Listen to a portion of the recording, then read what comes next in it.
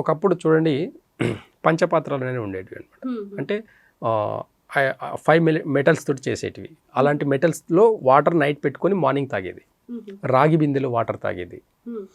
ఇలాంటి వాటర్ తాగినప్పుడు ఏమవుతుంది అని అంటే బాడీలో ఆటోమేటిక్గా డీటాక్స్ అనేది అవుతుంది ఒకటి.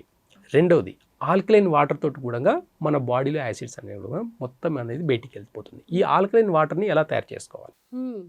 చాలా చిన్న రెమెడీ. చాలా కాస్ట్లీ అంటారు కదా సార్ ఆల్కలైన్ వాటర్ బయట కొనాలి అని అంటే ఇంట్లో కూడా చేసుకోవచ్చు. ఇంట్లో న్యాచురల్గా ఆల్కలైన్ వాటర్ని ఎలా చేసుకోవాలనేది ఒక చిన్న చిన్నటి ఒక 10 రూపాయల ఖర్చుతో చెప్తాను. ఒక 5 లీటర్స్ మంచి బిందె తీసుకోండి. రాగి బిందె తీసుకుంటే ఇంకా మంచిది. ఒక 5 లీటర్స్ రాగి బిందె తీసుకోండి. తీసుకొని నైట్ దాంట్లో మంచి వాటర్ వేసి పెట్టండి. ఒక్క ఉసిరికాయ ముక్కలు చేసేయండి.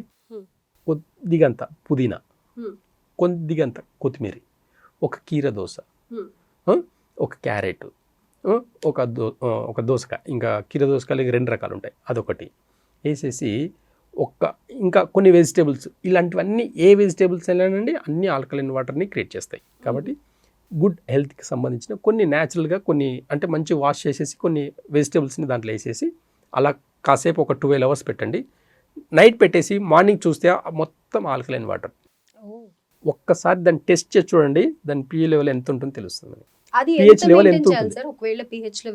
పిహెచ్ లెవెల్ ఒక 10 పైన ఉంటే ఇట్స్ గుడ్ అనమాట, అట్లా చెప్తుంది. కాబట్టి పిహెచ్ లెవెల్ చూడండి, హై ఆల్కలైన్ వాటర్.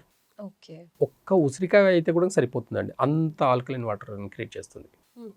ఈ వాటర్ని నైట్ పెట్టేసి మార్నింగ్ 5 లీటర్స్. కాబట్టి ఎవరైతే క్రానిక్ డిసీజ్తో బాధపడుతున్నారో, ఎవరైతే యాసిడిటీతో బాధపడుతున్నారో, ఎవరైతే జాయింట్ పెయిన్స్తో బాధపడుతున్నారో, ఈ ఆల్కలైన్ వాటర్ని ఒక 1 మంత్ తాగి చూడండి, మొత్తం బాడీ అంతా క్లెన్జింగ్ అయ్యి మొత్తం క్లీన్ అయ్యి జాయింట్ పెయిన్స్తో పోతాయి,